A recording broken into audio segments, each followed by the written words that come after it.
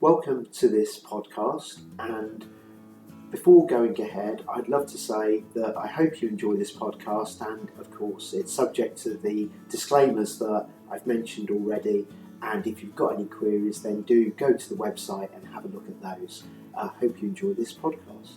So let's fast forward and go through all the correspondence that we had with the claimants after the mediation.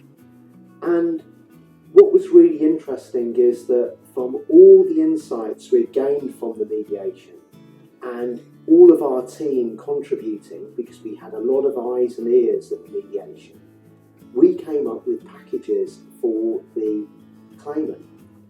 And here's the funny thing. It may not happen often, but essentially where we ended up, which was quite an interesting position, is that we ended up in a situation where we would acknowledge the claimant's contribution to this product that the company had created, and we'd acknowledge that contribution, and we would formally acknowledge it, and we would put out press releases and that kind of thing. We would also give the claimants a very, very minimal royalty, which really didn't amount to much. And we would also say to the claimant that essentially if they wanted to come and work for the company again, then they were welcome to do so, although actually that wasn't the case. They didn't really want to continue to work for the company. So the settlement agreement, in essence, contained an acknowledgement of contribution by the claimants and a very, very small royalty. And that's remarkable from what had originally been claimed.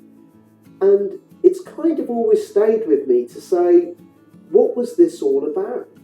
And I think that this was not about money. This was all about respect. And what the claimant wanted was respect for their contribution. And believe it or not, that's what they were really after. And that's what we figured out. And essentially, for Bob and the team at the company, they were relieved. But we had figured it out. It was all about respect.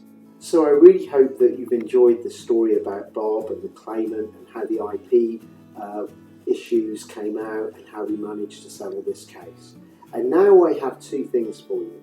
First of all, if you would like a summary of this case and the key points to take away, then email me at jimmy@coachinglaw.com, and I'd love to share my key insights with you, and I'll send those to you via email. And secondly, thank you for listening to this podcast, and do tune in to my next podcast where we'll be talking about another story and sharing more of our insights with you. Thanks again for listening. This is Jimmy at coachinglaw.com.